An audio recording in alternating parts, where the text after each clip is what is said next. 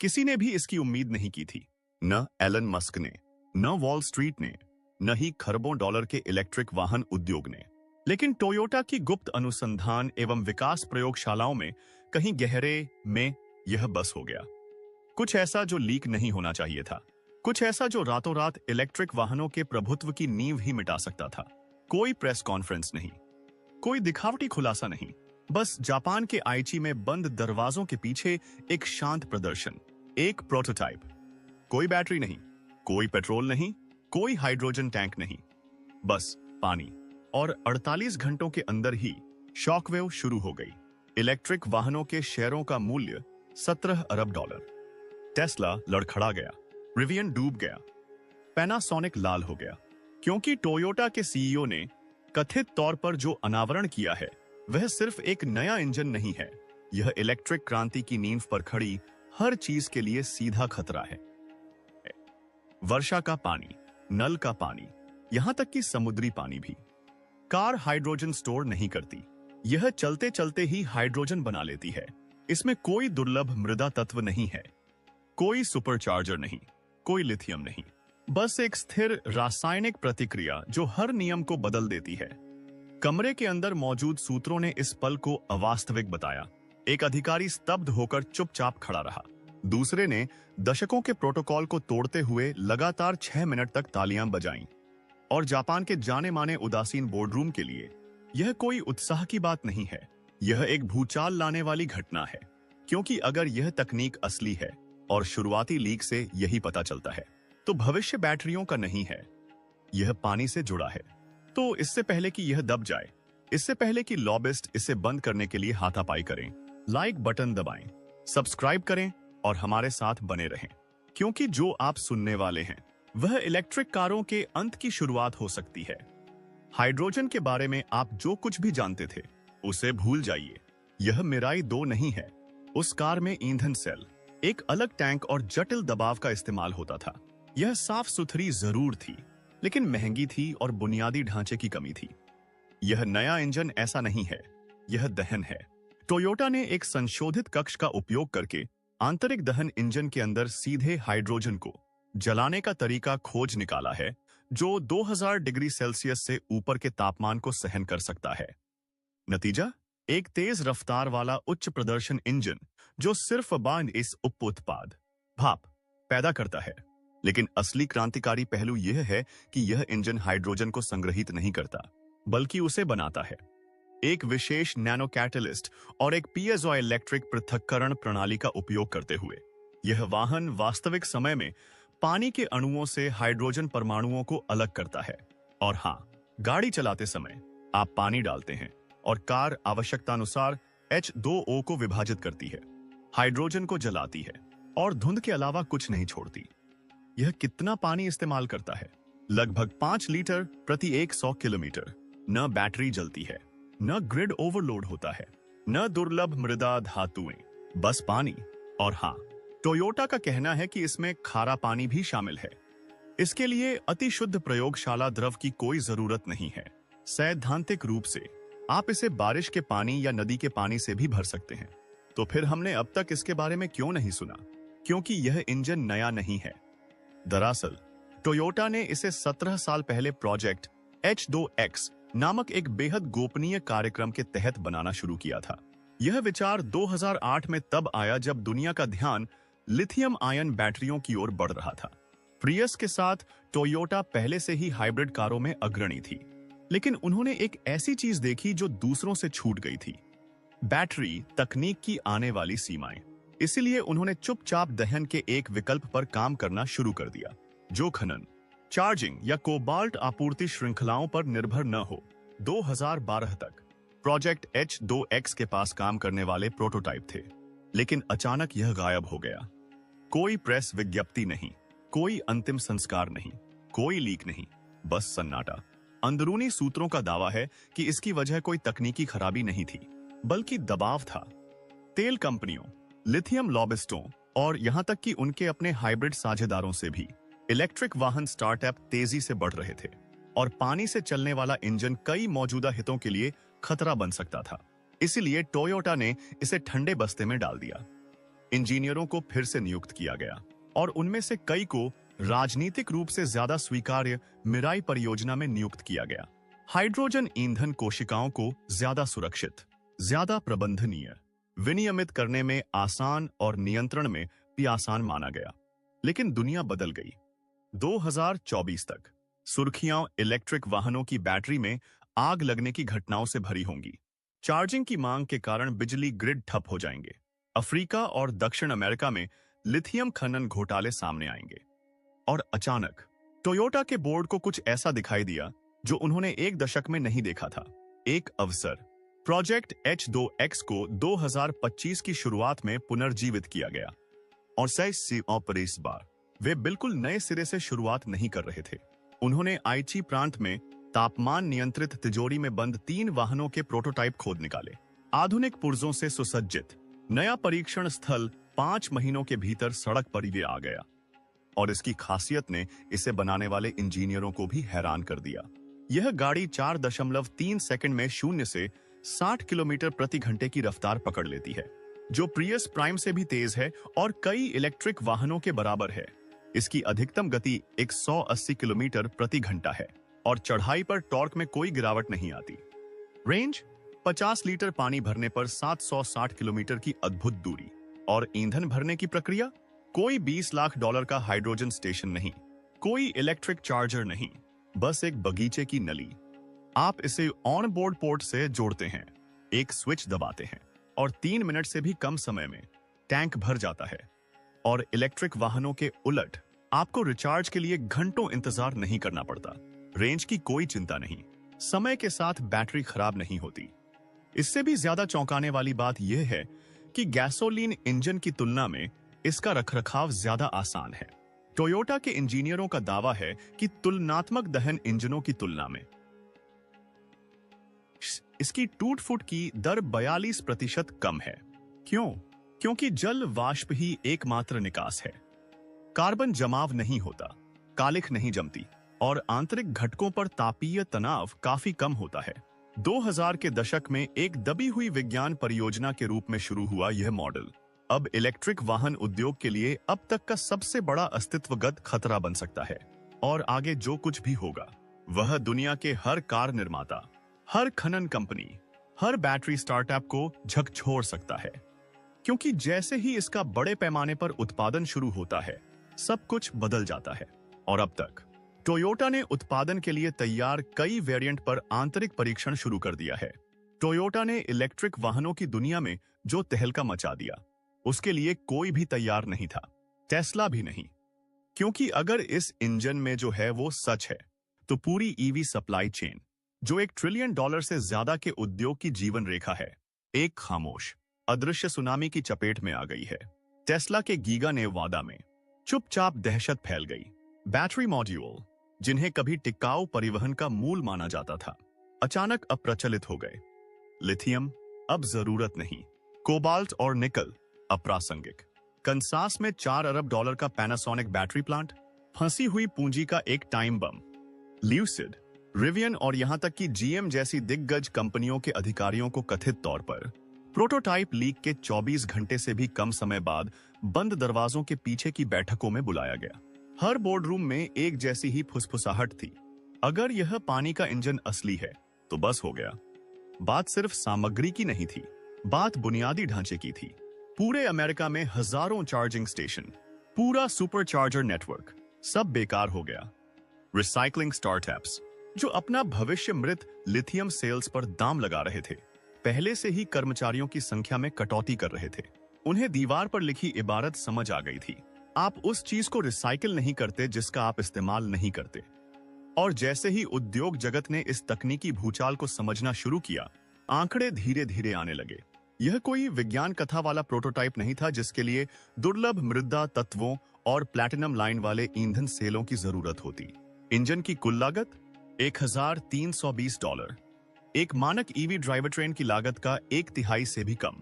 कोई on board battery bank नहीं, कोई हाई वोल्टेज इन्वर्टर नहीं, बस एक छोटी सी पानी की टंकी, एक हाइड्रोजन सेपरेटर, एक पीएजो इलेक्ट्रिक कन्वर्टर और एक लंच बॉक्स के आकार का सुपर कैपेसिटर। परिचालन लागत चौंका देने वाला 0.8 प्रति मील। यह कोई टाइपिंग की गलती नहीं है। इसकी तुलना ज्यादातर इलेक्ट्रिक वाहनों के लिए $0.3 प्रति मील से करें, जो पहले से ही पेट्रोल से कहीं ज्यादा सस्ता है। और अर्थशास्त्र तो मानो परमाणु हो गया। पूरे वाहन उत्पादन और ऊर्जा स्रोतों को ध्यान में रखते हुए भी इस पानी से चलने वाली कार का जीवन काल उत्सर्जन, निर्माण सहित सबसे पर्यावरण अनुकूल टेस्ला से 78% कम था। और फिर आया एक और झटका। लाभ हानि बिंदु 1.4 वर्ष।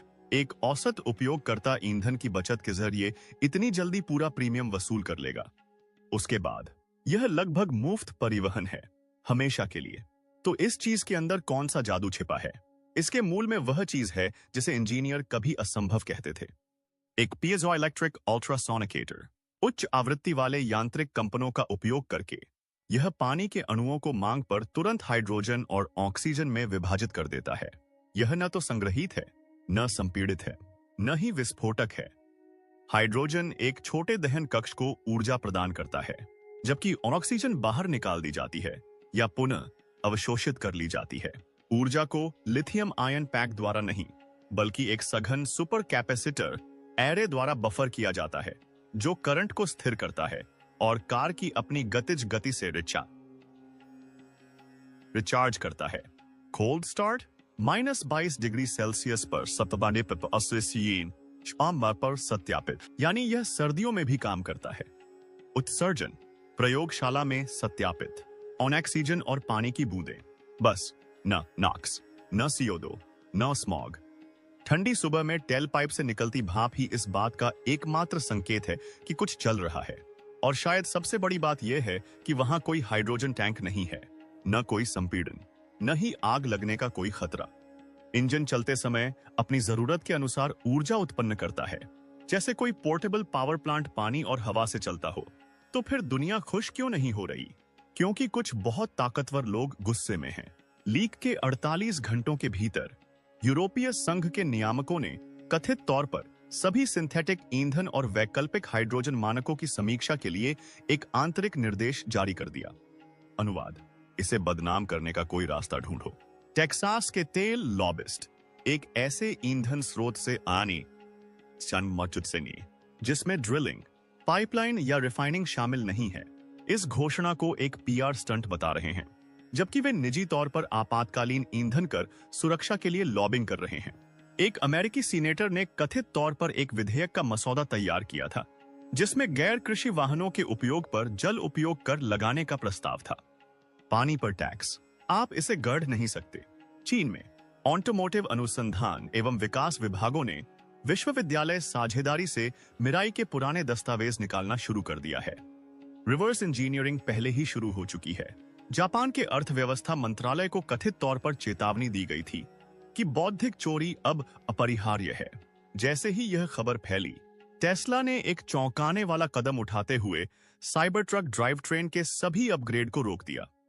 कोई आधिकारिक कारण नहीं बताया गया, लेकिन अंदरूनी सूत्रों का दावा है कि ऐसा इसीलिए है क्योंकि मस्क खुद इलेक्ट्रिक इनोवेशन के अगले दौर में कदम रखने से पहले वाटर इंजन को समझना चाहते हैं। क्योंकि अगर इसका 60% भी सच है, तो यह सब कुछ बदल देता है। टोयोटा सिर्फ इलेक्ट्रिक वाहन बाजार के लिए ही खतरा नहीं है, यह ऊर्जा अर्थव्यवस्था की भू राजनीतिक बुनियाद को खतरे में डाल रहा है। न लिथियम, न रेयर अर्थ, न ग्रिड पर निर्भरता, सिर्फ पानी। यह एक शब्द ही उद्योगों, महाद्वीपों और विचारधाराओं में खलबली मचाने के लिए काफी है। क्योंकि पानी पर नियंत्रण नहीं है, इसका निजीकरण नहीं किया जा सकता, इसे तोड़ा नहीं जा सकता। और जब तकनीक इसे भविष्य का ईंधन स्रोत बना देती है, तो आप न सिर्फ ऊर्जा को नष्ट करते हैं, आप सभ्यता का पुनर्निर्माण करते हैं। और असली लड़ाई वो तो बस अभी शुरू हुई है। पहली मार, पैसा। वित्तीय भूचाल सिलिकॉन वैली तक ही सीमित नहीं रहा। टोयोटा का राजर उजागर होने के कुछ ही घंटों बाद तेल बाजारों में भारी गिरावट आई। पेट्रोलियम क्षेत्र में दबदबे वाली सऊदी अरामको का बाजार पूंजीकरण एक ही कारोबारी दिन में 41 अरब डॉलर की भारी गिरावट के साथ बंद हो गया। यह कोई बड़ी गिरावट नहीं है, यह एक विच्छेद है। दुनिया भर में नॉर्वे के खरबों डॉलर के सॉवरेन वेल्थ फंड ने लिथियम खनन में अपने आक्रामक निवेश पर ब्रेक लगा दिया है। वर्षों से वे भविष्य में इलेक्ट्रिक वाहनों ईवीएस पर भरोसा करते रहे थे। रातों रात उनकी क्रिस्टल बॉल टूट गई। मीडिया में खबर फैलने से पहले ही उन्होंने लिथियम स्टार्टअप्स में अपने शेयर बेचने शुरू कर दिए। इस बीच भारत ने चुपचाप लेकिन जानबूझकर 2026 तक जल इंजन निर्माण केंद्र बनने में रुचि दिखानी शुरू कर दी। लीक हुए मीटिंग मेमो से पता चलता है कि लीक के बमुश्किल 48 घंटे बाद ही शीर्ष अधिकारियों ने टोयोटा के एशिया प्रशांत विभाग के साथ बैठक की, जिसमें ग्रामीण ईंधन भरने के बुनियादी ढांचे और हिमालय में सैन्य अनुकूलन पर चर्चा हुई। मुद्रास्फीति की मार झेल रहे जापानी येन में फिर से जान आ गई। टोयोटा के शेयर एक ही कारोबारी सत्र में 18.4% उछल गए, जो कंपनी के आधुनिक इतिहास में एक दिन में हुई सबसे बड़ी बढ़त है, और एक ऐसे मोड़ पर जिसकी किसी विश्लेषक ने कल्पना भी नहीं की थी। रूस ने इस बातचीत में दखल दिया। क्रेमलिन के अंदरूनी सूत्रों ने कथित तौर पर एक फास्ट ट्रैक कार्यक्रम को हरी झंडी दे दी, जिसके तहत इस इंजन को टैंकों लॉजिस्टिक्स ट्रकों और यहां तक कि पनडुब्बी ड्रोन के प्रोटोटाइप में इस्तेमाल के लिए अनुकूलित किया जाएगा। लेकिन जैसे ही दुनिया इस बारे में जानने के लिए दौड़ी, और भी राज लीक हो गए, और इस बार यह टोयोटा की तरफ से नहीं था। जून की शुरुआत में अज्ञात इंजीनियरों ने, जिनके बारे में अफवाह थी कि वे एक बर्खास्त उप ठेकेदार टीम का हिस्सा हैं, एक व्हिस्ल ब्लोअर फोरम पर पीजो कैटालिटिक हाइड्रोजन सेपरेटर के झूठे आरेख पोस्ट कर दिए। कुछ ही घंटों में दस्तावेजों को 40 लाख से ज्यादा बार डाउनलोड किया जा चुका था। जापान के पेटेंट कार्यालय ने पुष्टि की कि इस तकनीक को 2023 में कुछ समय के लिए पंजीकृत किया गया था और फिर रहस्यमय तरीके से वापस ले लिया गया। यह संदेह बढ़ता गया कि टोयोटा को अब तक चुप रहने के लिए मजबूर किया गया था। नागोया और त्सुकुबा के अनुसंधान प्रभागों के आंतरिक झांपनों से और भी ज्यादा दुस्साहसिक बात सामने आई। टोयोटा ने पहले ही 3 महाद्वीपों में डमी कंपनियों के तहत 10 परीक्षण बेड़े तैनात कर दिए थे। एक प्रोटोटाइप का ग्रामीण केन्या में कीचड़ भरी सड़कों, अत्यधिक गर्मी और ऊंचाई में बदलाव के बीच क्षेत्र परीक्षण किया गया। नतीजा, प्रदर्शन में कोई गिरावट नहीं आई। दरअसल नई प्रयोगशाला रिपोर्टों ने पुष्टि की है कि सुरंगों या भूमिगत गैरेज जैसे सीलबंद वातावरण में भी इंजन का उत्सर्जन विषाक्त नहीं रहा। सिर्फ जलवाष्प और नाम मात्र ऑक्सीजन, न कार्बन डाइऑक्साइड, न नाइट्रोजन ऑक्साइड, न कालिख, न ही हाइड्रोजन का अवशेष। यह इतना साफ था कि आप तकनीकी रूप से इसके धुएं में सांस ले सकते थे। लेकिन सब कुछ सही नहीं है और अब पूरे सिस्टम में खतरे के संकेत दिखाई देने लगे हैं। पानी, हाँ पानी नया तेल बन सकता है। कैलिफोर्निया या उप सहारा अफ्रीका के कुछ हिस्सों जैसे पहले से ही सूखे से जूझ रहे क्षेत्रों में विशेषज्ञ चेतावनी दे रहे हैं कि स्थानीय ईंधन की मांग नगर पालिका आपूर्ति को प्रभावित कर सकती है। हम एक ऐसे अनछुए क्षेत्र में प्रवेश कर रहे हैं जहां इस बात को लेकर भू राजनीतिक तनाव पैदा हो सकता है कि कौन अपनी कारों में ईंधन भरेगा और कौन पानी से। बात यहीं खत्म नहीं होती। इंजन के मुख्य सिस्टम में संक्षारण रोधी मिश्र धातुओं की आवश्यकता होती है, जिससे शुरुआती निर्माण लागत अनुमानित 15% बढ़ जाती है। इस्तेमाल की जाने वाली कुछ धातुएं दुर्लभ नहीं हैं, लेकिन वे विशिष्ट हैं और वैश्विक आपूर्ति श्रृंखला तैयार नहीं है। बीमा एजेंसियां कथित तौर पर उलझन में हैं। एक सूत्र का दावा है कि बीमाकर्ता इंजन को ईवी न देते, बर्फ या हाइड्रोजन ईंधन सेल श्रेणियों में भी वर्गीकृत नहीं कर सकते। यह एक नियामकीय शून्यता वाला क्षेत्र है। नगर पालिका सरकारें अपने ग्रिड पर दबाव कम करने के लिए सार्वजनिक ईंधन स्टेशनों के लिए दैनिक जल उपयोग की सीमा भी तय कर सकती हैं। और अगर ऐसा होता है तो इलेक्ट्रिक वाहनों के बुनियादी ढांचे के उन्नयन, चार्जर, सबस्टेशन और बैटरी बैकअप जैसे काम हमेशा के लिए रुक सकते हैं। ऐसे पावर ट्रेन के लिए निर्माण क्यों करें जो अभी अभी पानी और ध्वनि तरंगों के आगे झुक गया हो? तूफान अभी खत्म नहीं हुआ है। दरअसल अभी तो शुरुआत ही हुई है। उम्मीद है कि टोयोटा अगले टोक्यो ऑटो शो में अपने वाटर इंजन को पूरी तरह से सार्वजनिक कर देगी। एक अवधारणा के रूप में नहीं, बल्कि पूर्ण पैमाने पर उत्पादन समय सीमा के साथ। शुरुआती रोल आउट मॉडल सबसे पहले एशिया और मध्य पूर्व में दिखाई दे सकते हैं, जहां बुनियादी ढांचे की समस्याओं के कारण इलेक्ट्रिक वाहनों को अपनाने में देरी हुई। अब यह देरी भविष्य सूचक लगती है। और एलन मस्क का क्या? अभी तक तो सन्नाटा ही छाया है। कोई ट्वीट नहीं, कोई मीम नहीं, कोई प्रेस कॉन्फ्रेंस नहीं। जिस व्यक्ति ने डॉगकॉइन से लेकर डीप स्टेट षड्यंत्रों तक दुनिया की हर घटना पर टिप्पणी की है, उसने उस इंजन के बारे में एक शब्द भी नहीं कहा जो टेस्ला के पूरे मिशन को बेकार कर सकता है। अंदरूनी सूत्रों का कहना है कि साइबर ट्रक के उत्पादन उन्नयन को समीक्षा के लिए चुपचाप रोक दिया गया है, लेकिन अन्य वाहन निर्माता इंतजार नहीं कर रहे हैं। डेट्रॉइट और सियोल से लीक से पता चलता है कि आपातकालीन बैठकें पहले ही शुरू हो चुकी हैं और कुछ कंपनियां जल आधारित प्रणोदन की ओर रुख करने के लिए सरकारी सहायता का अनुरोध कर रही हैं। जहां तक टोयोटा की बात है, वे अपनी गति धीमी नहीं कर रहे हैं। पिछले हफ्ते जापानी अर्थव्यवस्था मंत्रालय को चुपचाप एक रोड मैप सौंप दिया गया।